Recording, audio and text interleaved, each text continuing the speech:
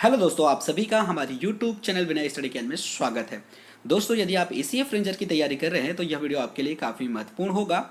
दोस्तों, इस वीडियो में हम देखेंगे रसायन शास्त्र से संबंधित एक महत्वपूर्ण टॉपिक अम्ल एवं क्षार, एसिड एंड बेस। दोस्तों, यदि आपने विगत वर्षों के प्रश्न देखे होंगे तो आपको पता चल गया होगा कि एसिड और बेस से एक या दो प्रश्न पूछे जाते हैं। 2016 2017 के क्वेश्चन पेपर आप एक बार देख लीजिएगा।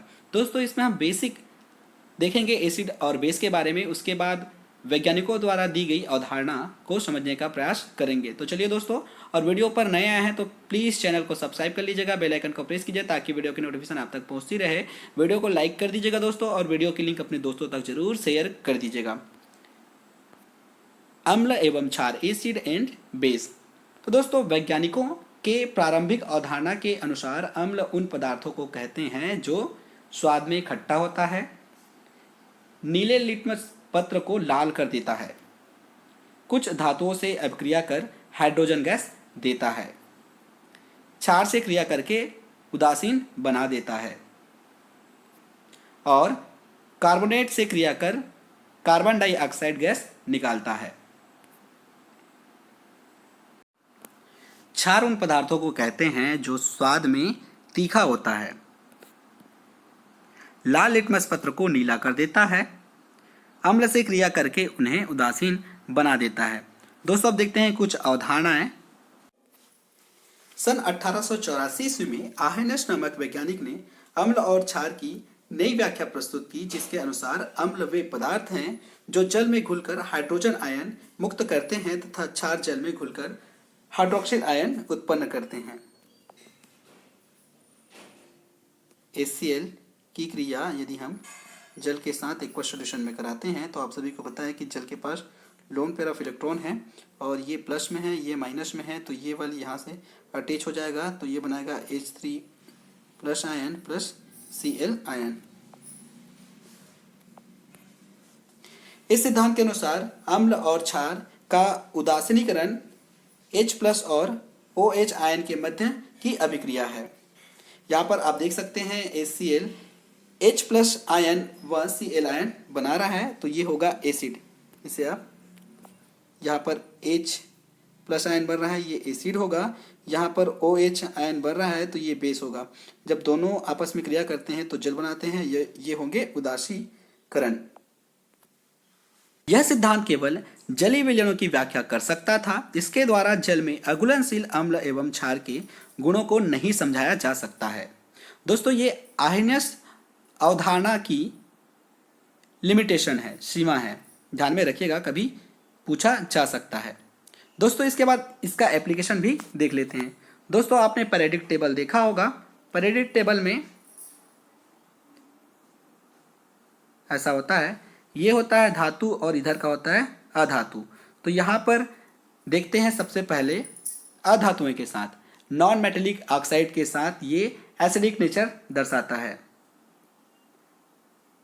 जैसे कि carbon dioxide, sulphur dioxide, sulphur trioxide, N2O5 और P4H10। तो इसमें से एक का रिएक्शन करके देखते हैं।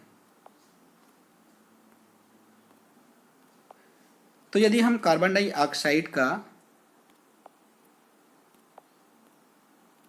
रिएक्शन जल के साथ करते हैं, ये कार्बन डाइऑक्साइड, इसका रिएक्शन जल के साथ करते हैं तो ये बनाता है H2CO3 carbonic acid. Carbonic acid पुनः देता है H plus plus HCO3 minus, फिर पुनः देता है H प्लस CO3 2 माइनस। तो यहाँ पर ये H प्लस आयन दे रहा है, इसलिए इसका नेचर कैसा होगा, एसिडिक नेचर होगा। उसी प्रकार देखें तो ये सल्फर ट्राइऑक्साइड के साथ ये जो है सल्फर ट्राई ऑक्साइड के साथ जल की रिएक्शन कराते हैं तो ये देता है H2SO4, फिर ये देता है H+SO4। तो यहाँ पर भी H+ आयन आ रहा है, इसलिए इसका नेचर कैसा है, एसिडिक नेचर है। दूसरे टाइप देख लेते हैं। ये जो है मेटेलिक ऑक्साइड के साथ या मेटल ऑक्साइड के साथ देता है OH आयन, तो ये होता है बेस। जैसे कि देखिए CaO और Na2O, इसके साथ ये देता है बेस। कैसे? जैसे कि CaO का रिएक्शन हम जल के साथ कराते हैं तो ये देता है CaOH2, फिर देता है Ca2+ कैल्शियम आयन और देता है OH आयन। तो ये यहाँ पर आप देख रहे हैं कि OH आ रहा है, इसलिए एक ऐसा होगा बेस होगा। अब देखते हैं दोस्तों अगला कॉन्सेप्ट, ब्रॉस्टेड एंड लॉरी की अम्ल एवं क्षार संबंधी अवधारणा। इस अवधारणा को ब्रॉस्टेड एवं लॉरी नामक वैज्ञानिक ने सन 1923 में प्रतिपादित किया था, जिसके अनुसार अम्ल वह पदार्थ है जो किसी दूसरे पदार्थ को प्रोटॉन देने की क्षमता रखता है। ध्यान रखिएगा, ये प्रोटॉन डोनर होगा, वो होगा एसिड, अर्थात अम्ल प्रोटॉन दाता है, एसिड क्या है, प्रोटॉन दाता है, प्रोटॉन डोनर है। जैसे कि आप यहां पर देख सकते हैं HCl में H+ आयन और Cl- आयन, ये क्या है, H दे रहा है, इसलिए ये क्या होगा, एसिड होगा। नाइट्रिक अम्ल में देखें तो यहाँ पर भी H यहाँ पर डोनेट किया जा रहा है, इसलिए ये भी क्या होंगे, एसिड होंगे। क्षार वह पदार्थ है जो किसी अम्ल से प्रोटॉन ग्रहण करने की क्षमता रखता है, अर्थात क्षार प्रोटॉन ग्राही है। यहाँ पर आप देख रहे हैं कि OH- क्षार है जो एक हाइड्रोजन आयन प्रोटॉन को ग्रहण करके जल बना रहा है। उसी प्रकार अमोनिया क्षार है जो एक प्रोटॉन ग्रहण करके अमोनियम आयन बना रहा है। दोस्तों अब देखते हैं संयुग्मी अम्ल तथा संयुग्मी क्षार, conjugated acid and conjugated base.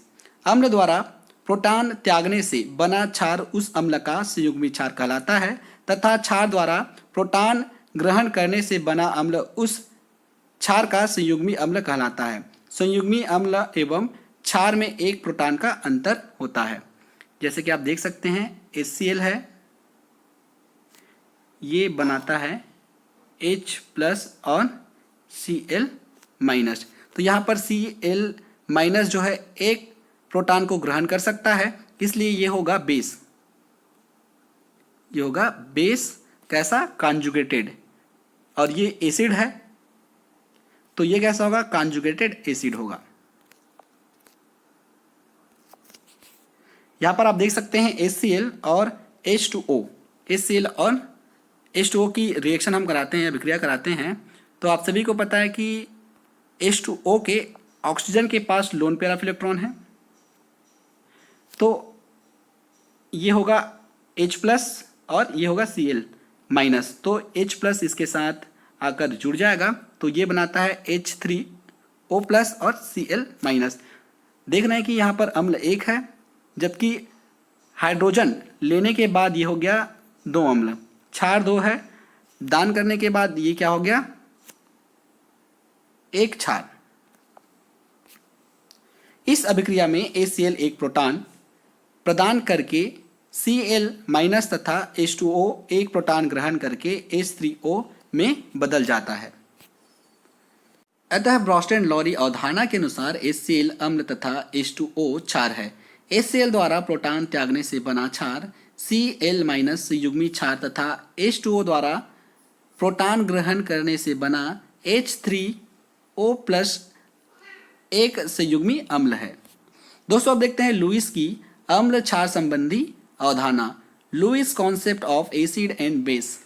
Lewis के अनुसार अम्ल वे पदार्थ होते हैं जिनमें इलेक्ट्रॉन का एक एकांकी युग्म लोन पेयर ऑफ इलेक्ट्रॉन ग्रहण करने की प्रवृत्ति होती है, तथा क्षार वे पदार्थ होते हैं जिनमें इलेक्ट्रॉन का एक एकांकी युग्म लोन पेयर ऑफ इलेक्ट्रॉन प्रदान करने की प्रवृत्ति होती है।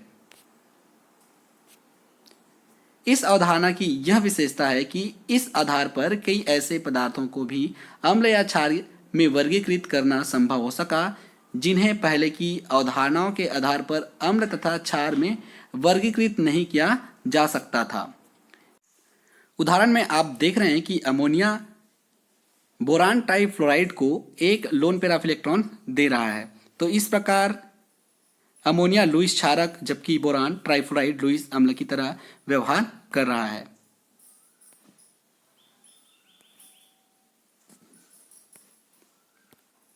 इसी प्रकार हाइड्रोक्सिल आयन लुईस क्षारक है क्योंकि इसमें ऑक्सीजन अपना इलेक्ट्रॉन युग्म प्रोटॉन को प्रदान कर सकता है। एग्जाम्पल में आप देख सकते हैं यहाँ पर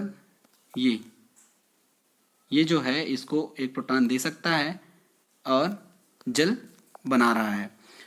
कुछ लुईस अम्ल व लुईस क्षारक के उदाहरण निम्न हैं। तो दोस्तों आपको इसे याद रखना होगा और इसमें से एक प्रश्न पूछा जा सकता है कि इसमें से कौन सा लुईस अम्ल है और कौन सा लुईस क्षार है। तो लुईस अम्ल दोस्तों ध्यान में रखिएगा, ammonium ion SO3 H plus Br plus NO2 plus NO plus AlCl3 FeCl3 SO3 Cu2 plus और Fe3 प्लस। उसी प्रकार क्षार OH minus OR minus NH2 minus Cl minus HOH और ROH ROR RNH2 R2NH इत्यादि। तो दोस्तों इसे आप याद रखिएगा। इसमें से एक प्रश्न जरूर पूछा जाएगा आपसे। पिछले वर्ष ये जो क्वेश्चन पूछा गया था कि निम्न में से कौन सा लुईस अम्ल नहीं है, तो ये वाली टॉपिक काफ़ी इम्पोर्टेंट है, लुईस कॉन्सेप्ट, और यहीं से प्रश्न पूछे जाएंगे। तो दोस्तों यहाँ पर आपसे सवाल पूछा जा सकता है कि BF3 BCl3 BBr3 और BI3 में कौन सबसे ज़्यादा अम्लीय है। तो दोस्तों यहाँ पर BF3 में देखते हैं तो ये 2p का है और ये भी 2p का है, तो ये आसानी से ओवरलैप कर सकते हैं, इसलिए ये कम अम्लीय होंगे। यहाँ पर BCl3 में देखें तो ये जो है B2p का है और ये 3p का है, तो ये आसानी से ओवरलैप नहीं कर पाएंगे, इसलिए ये उससे ज़्यादा अम्लीय होंगे। ये 2p का है, ये 4p का है, तो ये भी क्या होंगे, आसानी से ओवरलैप नहीं कर पाएंगे, तो ये उससे ज़्यादा अम्लीय होंगे। और BI3 में देखें तो ये B जो होंगे 2p का है, ये 5p का है, ये और कठिनाई से ओवरलैप करेंगे, इसलिए ये सबसे ज़्यादा अम्लीय होंगे BI3, उसके बाद BBr3, उसके बाद BCl3 और BF3 सबसे कम अम्लीय होंगे। तो ध्यान रखिएगा, ये सवाल आपसे पूछा जा सकता है। प्रबल अम्ल स्ट्रॉन्ग एसिड, जिन अम्लों के अति तनु विलयन में आयनन की क्रिया तीव्र गति से होती है तथा पूर्णतः आयनित होकर अधिक मात्रा में हाइड्रोजन आयन देते हैं, प्रबल अम्ल कहलाते हैं। प्रबल अम्ल प्रबल विद्युत अपघट्य होते हैं। हाइड्रोक्लोरिक अम्ल HCl, नाइट्रिक अम्ल और सल्फ्यूरिक अम्ल प्रबल अम्ल हैं क्योंकि ये जलीय विलयन में पूर्णतः आयनित हो जाते हैं। जैसे कि देखिए HCl एक्वस सॉल्यूशन में है और ये H प्लस व Cl देता है। H2SO4 में देखें तो यहाँ पर 2H दे रहा है और SO4 2 माइनस बना रहा है। नाइट्रिक एसिड भी उसी तरह हाइड्रोजन आसानी से दे रहा है और NO3 माइनस आसानी से दे रहा है। परक्लोरिक अम्ल भी एक प्रबल अम्ल है। प्रबल क्षार स्ट्रॉन्ग बेस, जिन क्षारों के अति तनु विलयन में आयनन की क्रिया तीव्र गति से होती है तथा पूर्णतः आयनित होकर अधिक मात्रा में हाइड्रोक्सिल आयन देते हैं, प्रबल क्षार कहलाते हैं। प्रबल क्षार प्रबल विद्युत अपघट्य होते हैं। सोडियम हाइड्रोक्साइड और पोटेशियम हाइड्रोक्साइड प्रबल क्षार है क्योंकि ये जलीय विलयन में पुनः आयनित होते हैं। यहाँ पर आप देख सकते हैं सोडियम हाइड्रोक्साइड सोडियम आयन व हाइड्रोक्साइड आयन बनाता है। पोटेशियम हाइड्रोक्साइड पोटेशियम आयन व हाइड्रोक्साइड आयन देता है। दुर्बल अम्ल वीक एसिड जिन अम्लों के अति तनु विलयन में आयनन की क्रिया धीमी गति से होती है तथा आयनित होकर कम मात्रा में हाइड्रोजन आयन देते हैं, दुर्बल अम्ल कहलाते हैं। दुर्बल अम्ल दुर्बल विद्युत अपघट्य होते हैं। एसिडिक अम्ल कार्बनिक अम्ल दुर्बल अम्ल होते हैं क्योंकि ये जलीय विलयन में अंशतः आयनित होते हैं। जैसे कि आप देख रहे हैं कि यहाँ पर एसिटिक अम्ल अंशतः आयनित हो रहे हैं। यहाँ पर H2CO3 को भी देख सकते हैं, ये भी अंशतः आयनित हो रहे हैं। इसी प्रकार सल्फ्यूरस अम्ल हाइड्रोसायनिक अम्ल और फास्फोरिक अम्ल आदि दुर्बल अम्ल है। अब देखते हैं दोस्तों दुर्बल क्षार जिन क्षारों के अति तनु विलयन में आयरन की क्रिया धीमी गति से होती है तथा आयनित होकर अल्प मात्रा में हाइड्रोक्सिल आयन देते हैं, दुर्बल क्षार कहलाते हैं। दुर्बल क्षार दुर्बल विद्युत अपघट्य होते हैं। मैग्नीशियम हाइड्रोक्साइड और कैल्शियम हाइड्रोक्साइड दुर्बल क्षार हैं क्योंकि जलीय विलयन में अंशतः आयनित होते हैं। यहाँ पर आप देख सकते हैं कि मैग्नीशियम हाइड्रोक्साइड मैग्नीशियम आयन व हाइड्रोक्साइड आयन दे रहा है। कैल्शियम हाइड्रोक्साइड भी कैल्शियम और हाइड्रोक्साइड आयन दे रहा है। थैंक यू दोस्तों, वीडियो कैसा लगा कमेंट करके जरूर बताइएगा। इसके अगले टॉपिक हम लेकर आएंगे पीएच पैमाना, जो आपके टॉपिक में दिया हुआ है सिलेबस में।